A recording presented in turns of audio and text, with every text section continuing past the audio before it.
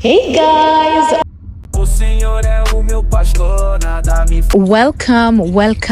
Welcome back kuri Beautifully Maming Rwanda.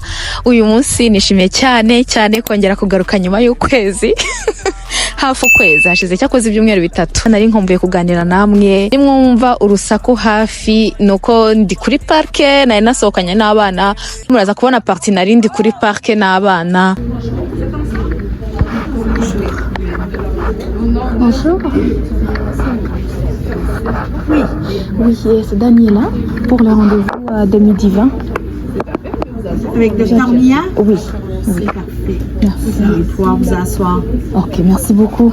So yeah guys, uyu munsi rero kuno vlog itangiye nari ngiye kwikoresha amenyo. Muribuka muri vlog zashize hariyo nababwiye yuko nzabagendana ninjya gukoresha amenyo, ninjya kuvuza amenyo. Nabwiraga ko iryinyo riri kundya, ubundi ndababwira nti ninjya kuyavuza nzababwira nyine nzagendana namwe mbabwira icyo bisaba niki. Hey guys, ndahageze. Ntago nisize makeup kubera ko abantu baba barimo barakorakora ku isura yawe, bakorakora ahantu hose, so nta makeup nimwe nikize nikiraho. Uretse amavuta ku munwa nayo none yasa nkayashizeho cyo gukata amenyo. Igihe cyo gukora iryinyo kirageze, ndaza kureba uko biri bugende. Sinzi niba bari bunyemerere gufilma ndimo, ariko ndababwira uko byagenze, ndabaha update guys. Nite ku menyo yanyu ataragira ikibazo.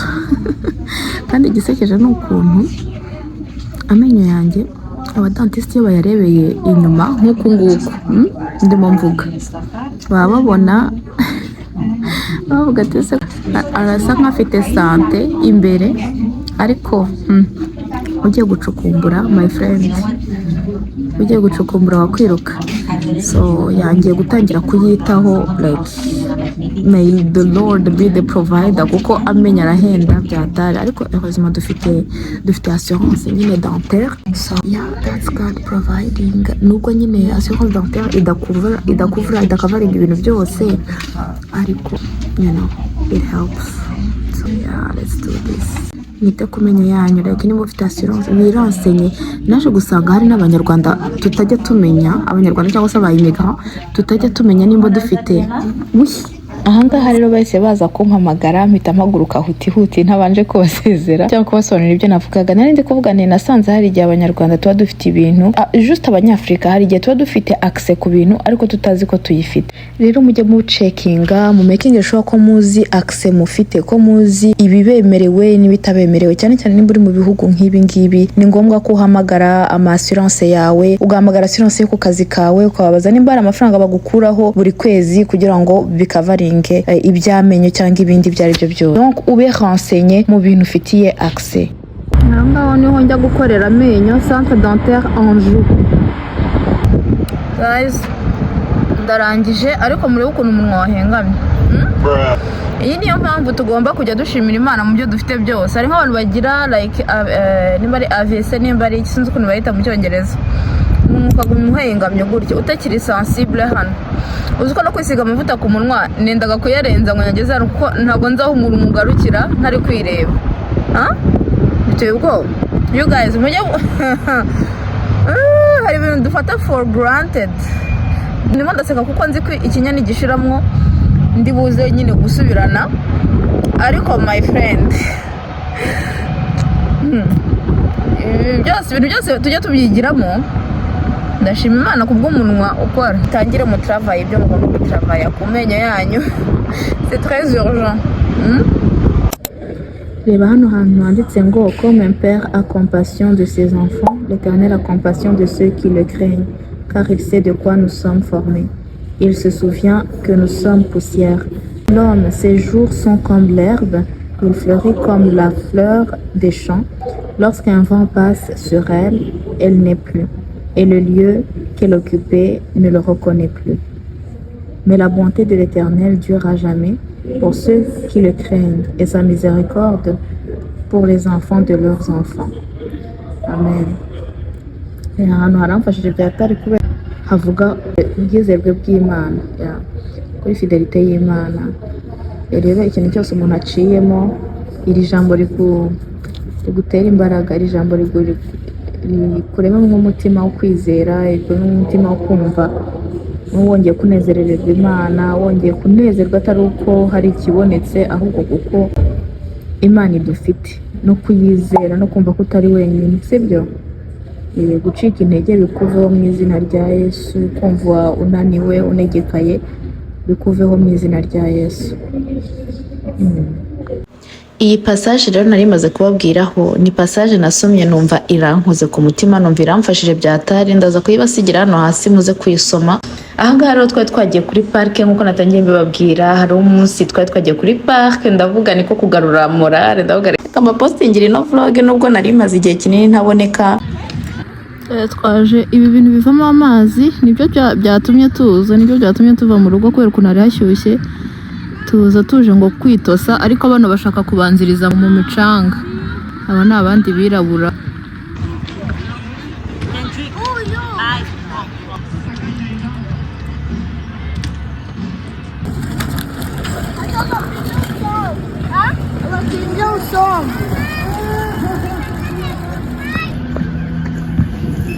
Iyo bakanze hariya rero amazi ahita amanuka, uko hakanze cyane niko amazi aza ari menshi.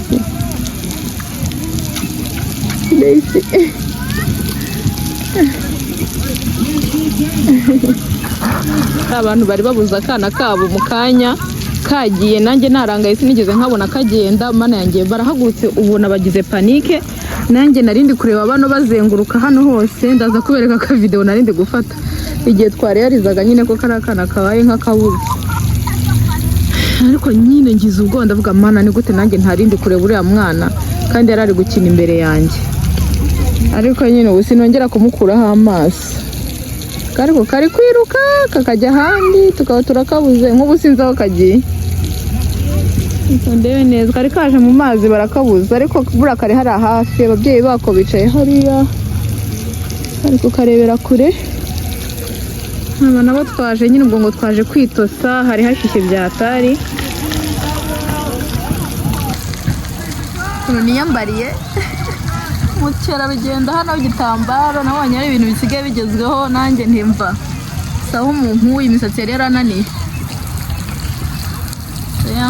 Ndananiwe, amaso yatukuye. Outfit bon, outfit nta outfit iri aho ngaho, naranabyibushye inda irenda kunyica, ariko my friends uyu munsi ndatangira siporo. Ntangira siporo maze kuba motive kabisa mu mwuka. Nabaye motive mu bitekerezo, ariko mu bikorwa sindabishyiraho, ariko nzabikora. So yeah guys, ubushize duheruka kuvugana n'igihe navaga kwa muganga mvuye gukoresha amenyo, mvuye kwivuza amenyo. So uyu munsi reka bagendane, uraza ugakanda hano muri nyine amazi agasohoka. Ubwa nyuma twavuganye najyaga kwivuza amenyo, ebana byarakize biramfasha, ububabare burashira. By the way, abana banjye ngo barashaka ko mbafungurira YouTube channel.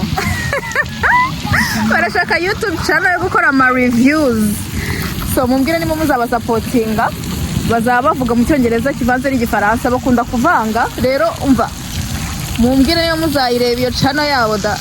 Mujye muyereka abana banyu. Ofete ni plus kugira ngo abana bayirebereho, duprofita tuvugamo n'iby'Imana.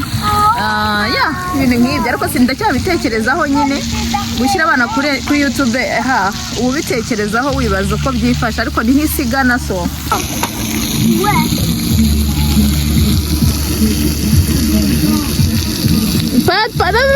on sait pas si c'est propre. Je pense pas que c'est propre.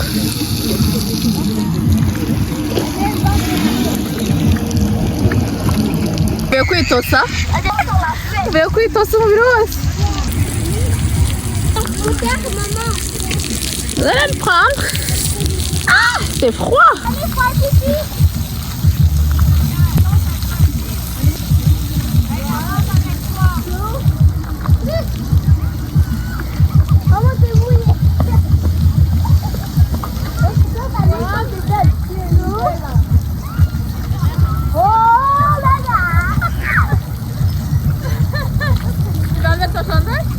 Tu veux enlever les chandelles?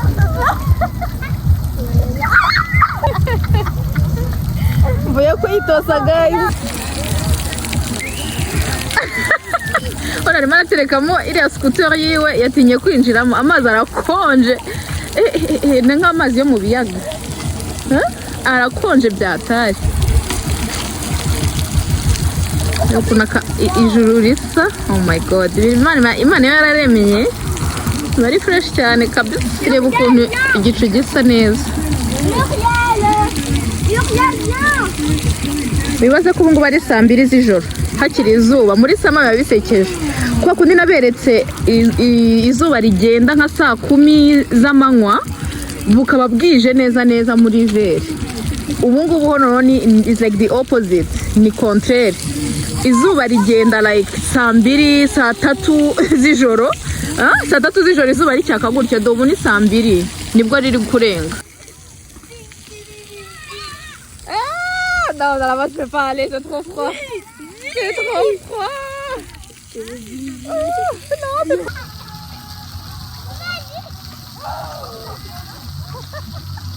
C'est froid, j'ai peur d'y aller même.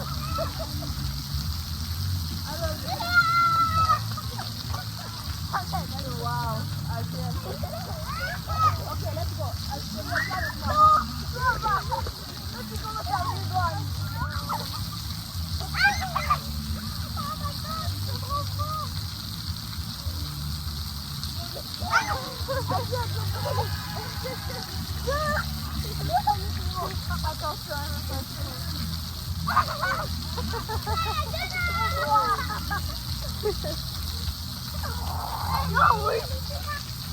Aziel, vas-y.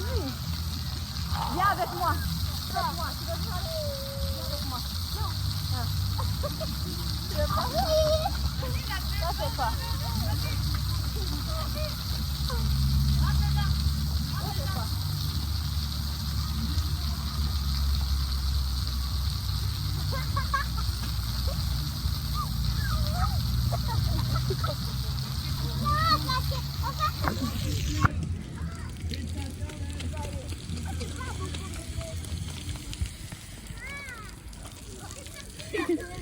Ahangaha niho ababyeyi bashobora kwicara.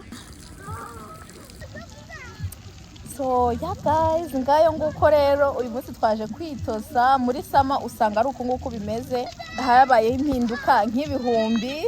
Ndabakumbuye, simerutse kuvloginga. My friend, hari ukuntu umuntu nyine agera akabura creativity cyangwa se akananirwa ukabura ikintu partage, ugasanga ntago nshaka gupartage ibintu biri aho bitari bugira icyo bihindura ku buzima bw'umuntu. So ugasanga nakomeje gutinda gupostinga.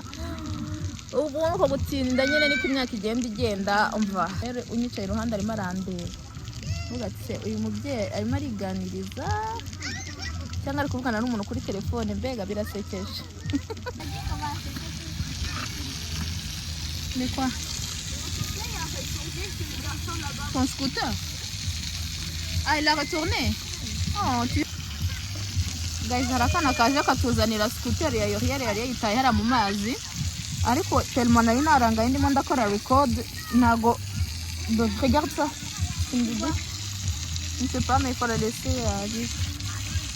Nari narangaye sinigeze mubona yituzanira, so nago nigeze mubwira merci.